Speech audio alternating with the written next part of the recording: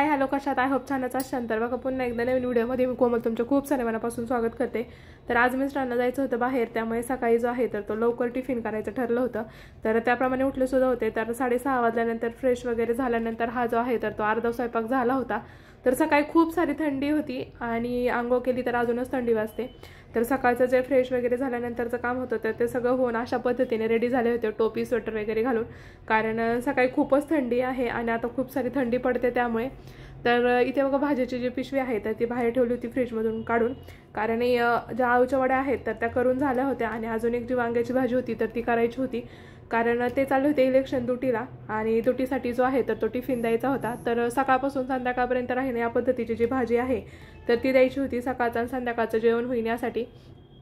तर त्याची जी तयारी आहे तर ते आदल्या दिवशी थोडीफार करून ठेवल्यानंतर दुसऱ्या दिवशी उठल्यानंतर जे आहे तर ते बरंचसं काम करून झालं होतं माझं आणि तुमच्यासोबत जे आहे तर तो मॉर्निंगचा व्लॉग आज मी तुमच्यासोबत शेअर करणार आहे।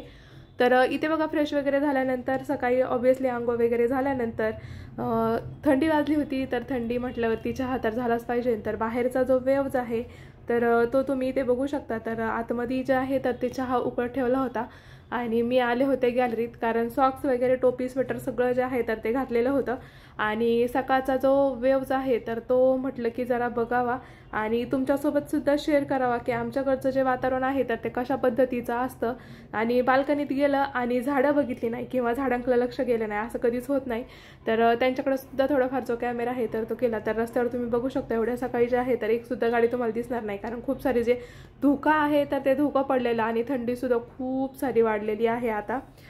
सो इथे जे प्लांट आहे तर हे मी आणलं होतं ताईकडून, आणलं तेव्हा खूप छोटं होतं। तुम्ही जर रेग्युलर माझे व्हिडिओ बघत असाल तर तुम्हाला समजून गेलं असेल की हे आता किती मोठं झालंय। आणि हा आहे मोगरा, तर खूप दिवस झाले त्याची काही वाढ नाहीये, तर उद्या परवा म्हटलं की त्याला थोडासा छाटावा, तर त्याचा सुद्धा तो व्लॉग आहे तर तो नक्की मी तुमच्यासोबत शेअर करण्याचा प्रयत्न खूप सारा करेन। सो कारण माऊ असते आणि हे असं काही करायला गेलं तर ती खूप त्रास देते किंवा ऐकत नाही, वैताग देते, चिडचिड करते। त्यामुळे जे रेग्युलरचे व्हिडिओ आहे किंवा खूप सारे तर ते तुमच्यासोबत शेअर करता येत नाहीत मला।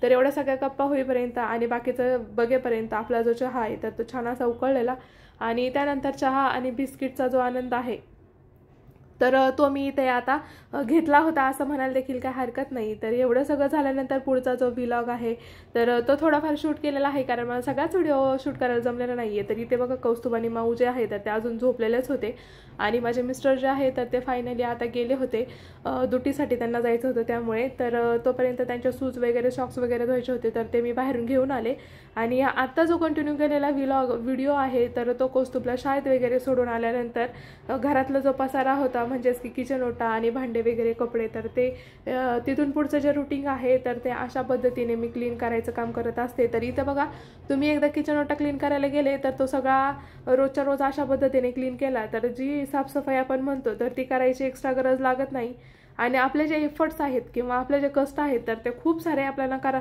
करावे लागत नाही। खूप कमी वेळात सुद्धा तुम्ही तुमचा क्लीन जो आहे तो टापटीपानी स्वच्छ ठेवू शकता। अशा पद्धतीने तुम्ही जर डेलीची किचनमध्ये क्लिनिंग केली तर आपण जी मंथली क्लिनिंग करतो तशी क्लिनिंग करायला तुम्हाला खूप सारा वेळ लागत नाही आणि तुमची क्लिनिंग जी आहे पटकन आणि इझी होते, खूप सारा वेळ सुद्धा लागत नाही।